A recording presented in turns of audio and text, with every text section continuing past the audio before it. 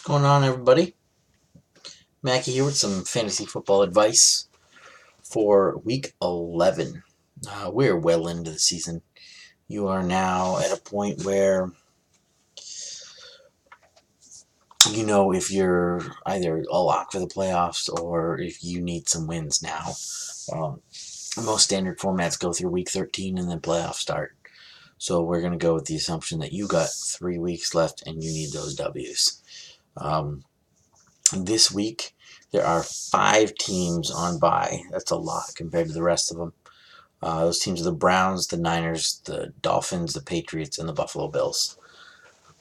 Now, a bunch of those are AFC East teams, so you're like, ew, except for the Patriots, obviously. But they house 5 decent starting wide receivers in Landry, Goodwin, Amendola, Edelman, and Josh Gordon. They also house 6 decent starting running backs for fantasy. Nick Chubb, Matt Breida, Kenyon Drake, LaShawn McCoy, Sony Michel, and James White, and maybe even Frank Gore if you've been starting him too. And you also lose David Njoku, George Kittle, and Gronk this week. I think the only quarterback you lose this week is Brady. Everybody else, if you have one of those other quarterbacks, whether it be Mayfield, Mullins, Osweiler, or that guy who took over for Nathan Peterman. You shouldn't be starting them anyway. So what I'm going to do is I'm going to give you some yes nos on some of the players that are started in less than 60% of ESPN leagues. These might be guys you're throwing around considering maybe start, maybe don't, maybe start, or even people that may not be owned in your league. Someone you might be able to go and pick up. So we'll start with the quarterback position.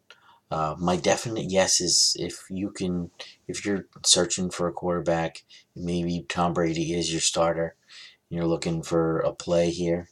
I like Stafford against Carolina this week. I think it's a good matchup for him to give up a decent amount of passing yards.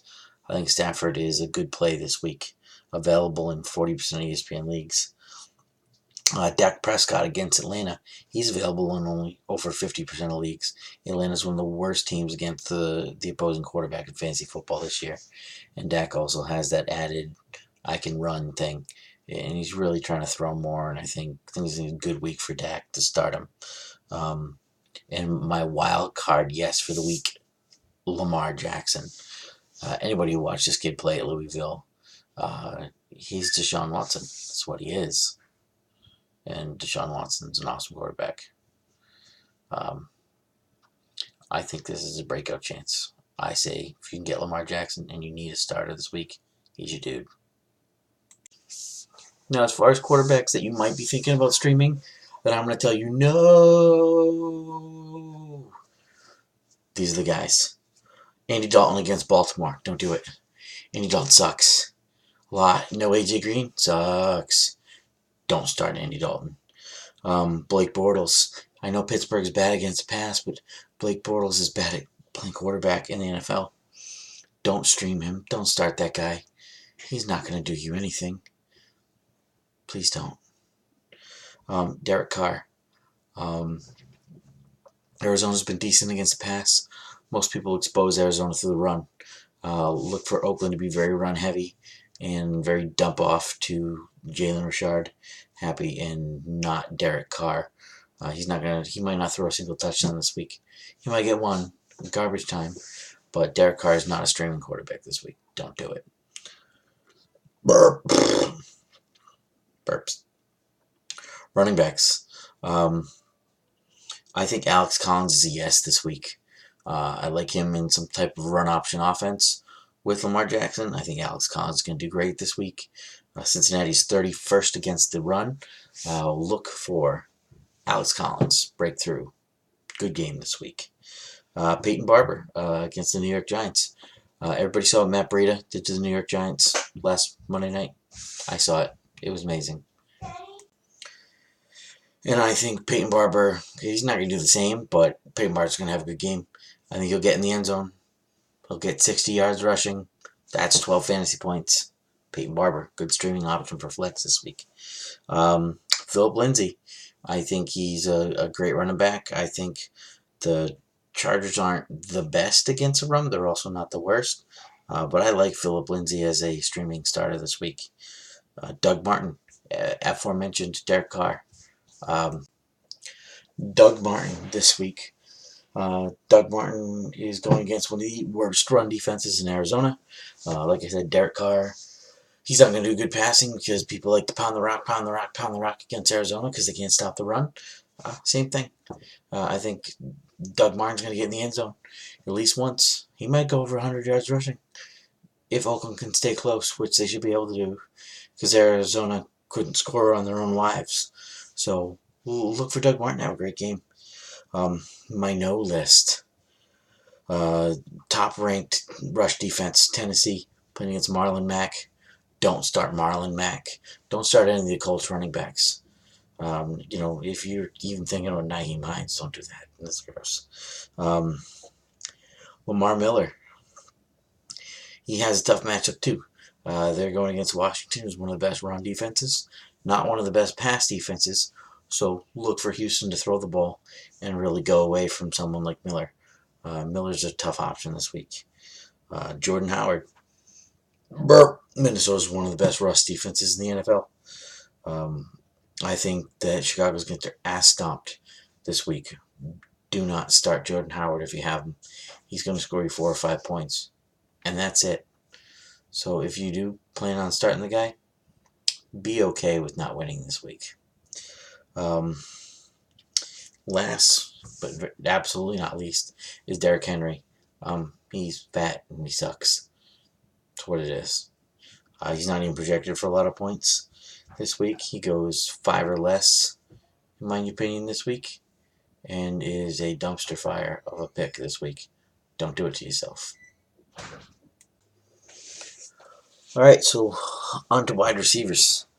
I think now, I shit on this guy all the time. Don't get me wrong. But this week, and probably only this week, Amari Cooper. A good start. Atlanta is not good against the pass. I already told you I like Dak Prescott this week. So logically, that man has to throw to somebody. And I think they're really trying to put on a front that their trade for Amari Cooper was worth a first rounder. So look for them to really feed him in the red zone and try to beef up his stats to make themselves look not stupid. And that's really all they're trying to do. Amari Cooper is probably worth playing a lot for the rest of the season just because Dallas wants to be not dumb. They'll lose every game by 14 points, but the fact that Amari Cooper did good, they're going to be like, well, we have Amari Cooper, that's why. Kenny Golladay, Marvin Jones Jr. is out this week.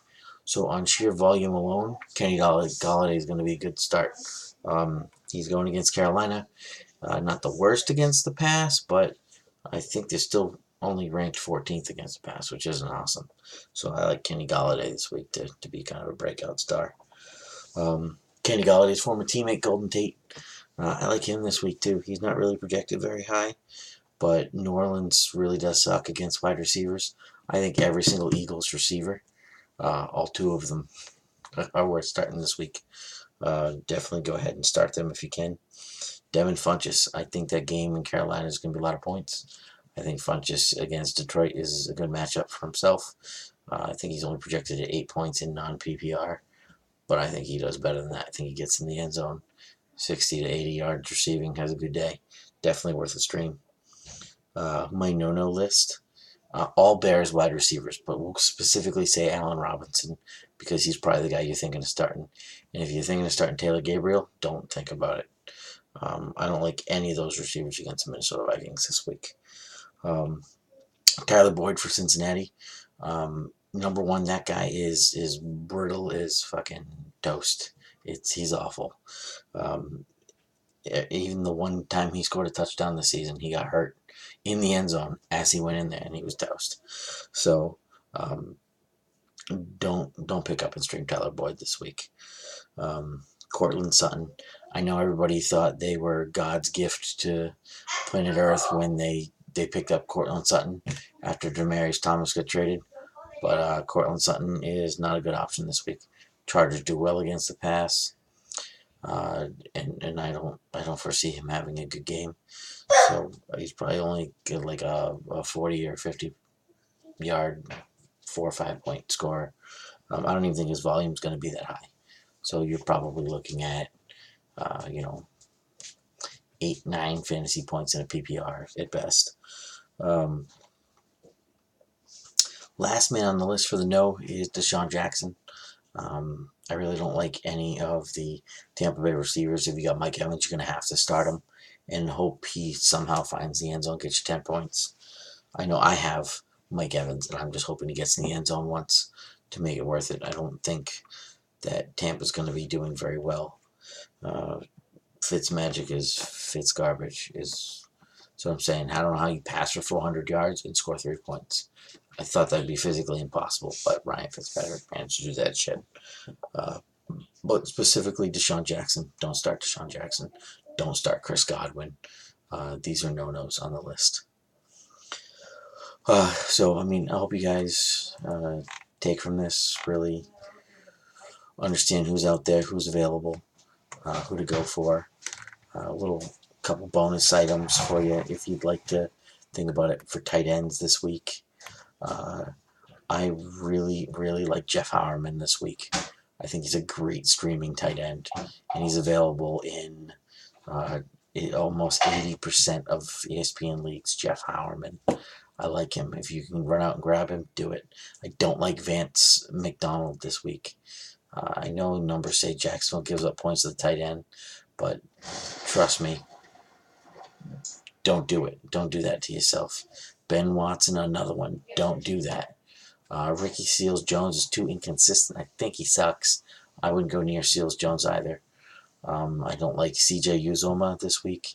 I love Evan Ingram, and I like Jordan Reed to possibly bounce back. So those guys are available in your league. Go pick them up, stream them for Kittle, Njoku, Gronk, wherever you have to.